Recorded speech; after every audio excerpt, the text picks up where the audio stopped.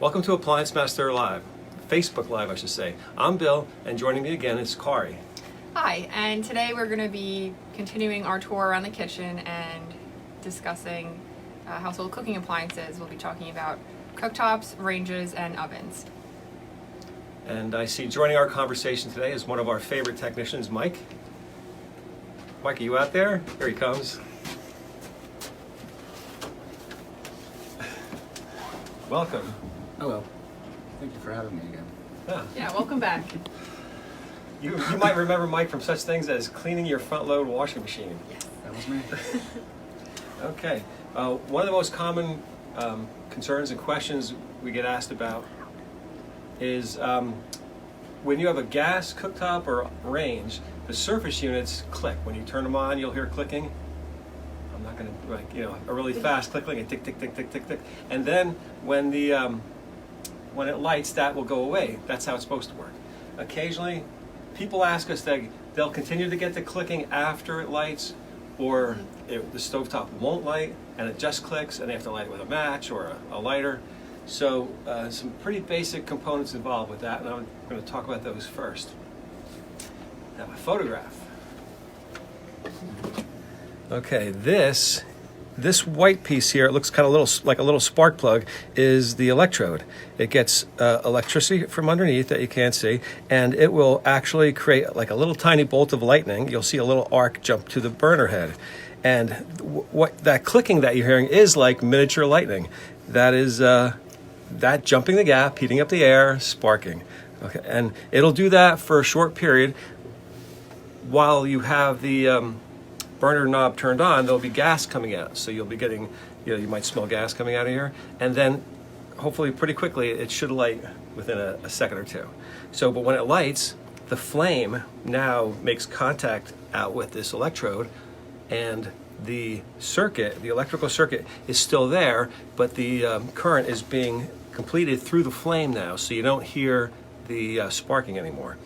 Occasionally, if you move a pot, or if a wind blows, or you have a door open, a window open, you might hear the clicking come on for a few seconds, then it relights. That's normal, and that's why it's there. But people, because of you might have boilovers, spills, all kinds of things can interfere with this operation.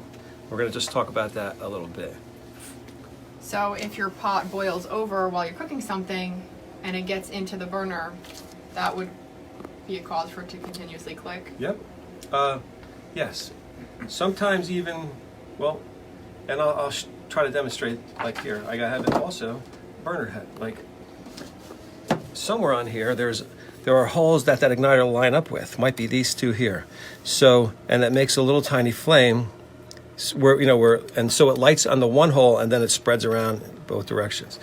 If you have a boil over, you can clog this, and even if it's not clogged entirely, it may just divert the flame enough, the gas enough so it doesn't ignite. So, what I have here too is our technicians, I don't know, Mikey, Kari, and these, like, how do you clean these burner heads? Well, normally, wherever the igniter is going to be hit, and it actually looks like, you can see where it's it's getting, right here. It's getting dirty, actually. So about this area right here Notice that. is probably where the ignition point is.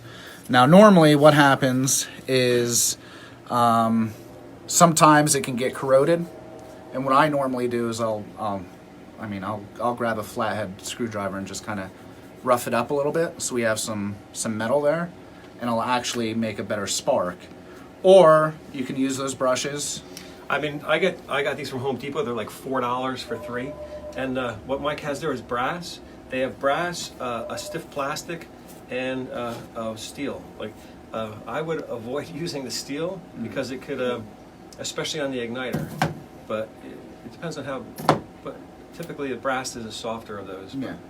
So you're just gonna kind of. It's like brushing your teeth. Yeah. So wherever the igniter is going to strike, you kind of just clean that up a little bit.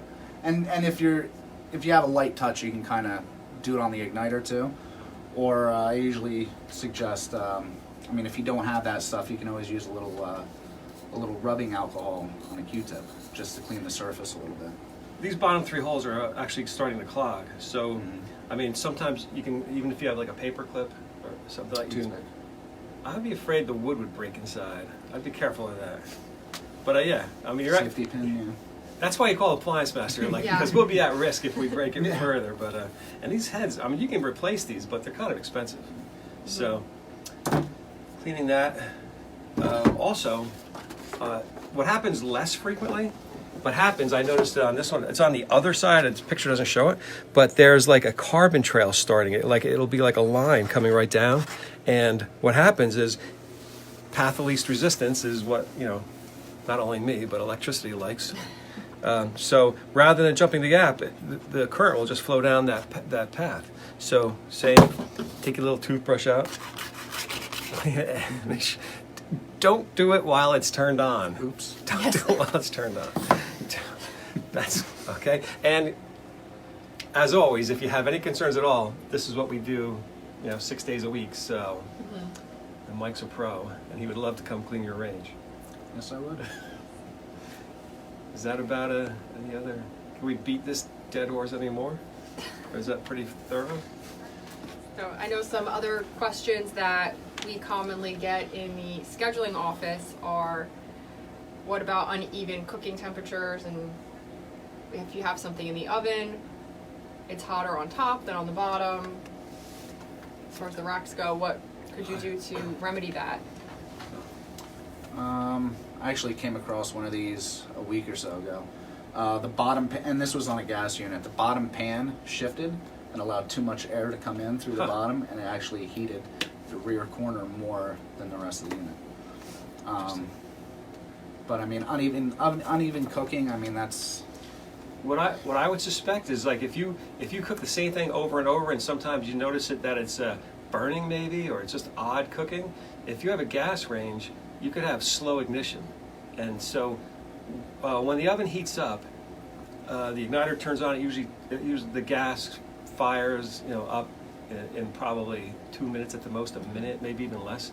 And if you have a weak or older igniter, like the oven might be calling for heat, but it takes 10 or 15 minutes for the flame to actually come on. So you'll get deep temperature drops and then high temperature spikes because the oven's cooler. So you might be burning things on the outside, but not, they won't be thoroughly cooked on the inside. You're fluctuating wild temperatures. It's a possibility. Yeah, so if your igniter's taking that 2 minutes to initially ignite, when it cycles, it's going to take another 2 minutes.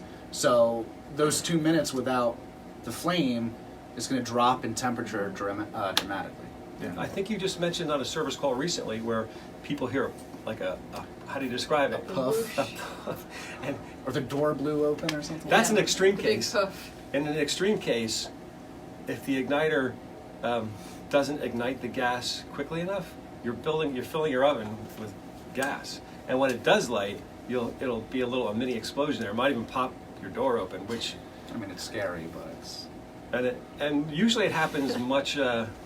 It's slighter, It usually happens when you're standing right next to it. yeah.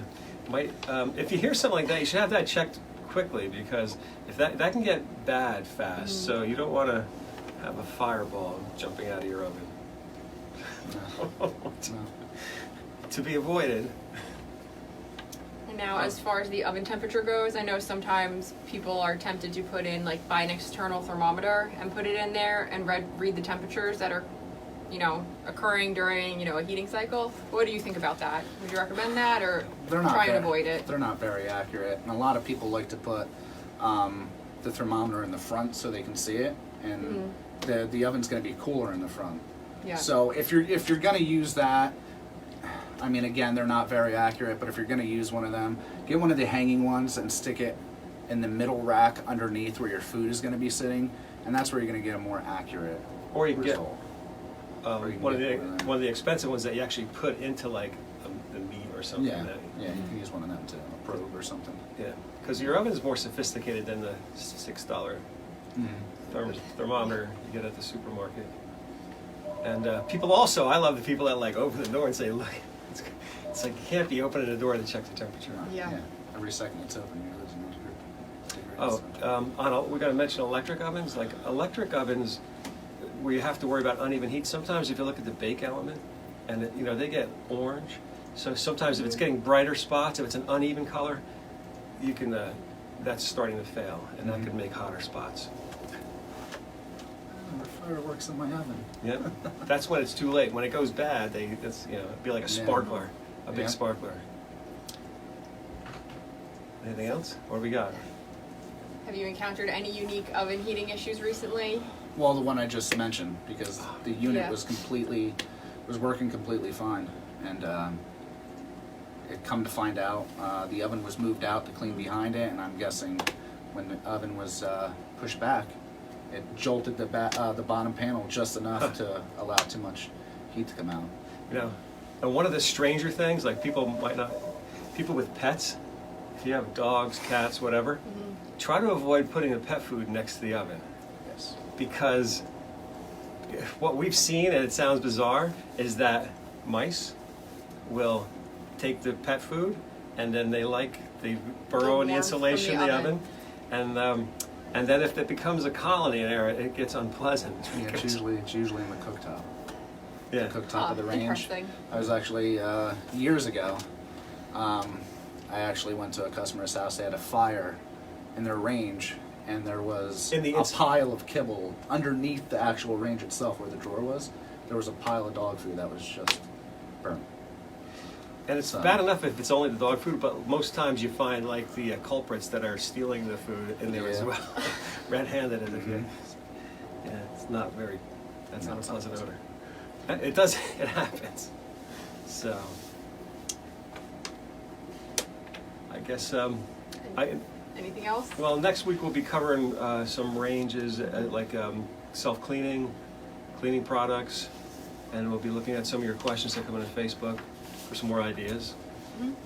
Anyway, as usual, you can find us on Facebook, but also at APPLIANCEMASTER.com. Any questions, or if you need service, Yeah, feel free to give us a call, 800-752-7123. odds are you'll speak to Kari or someone nice like that, and not me or Mike. But You never know. please give her a call. She'll be happy to help. Yep. All right.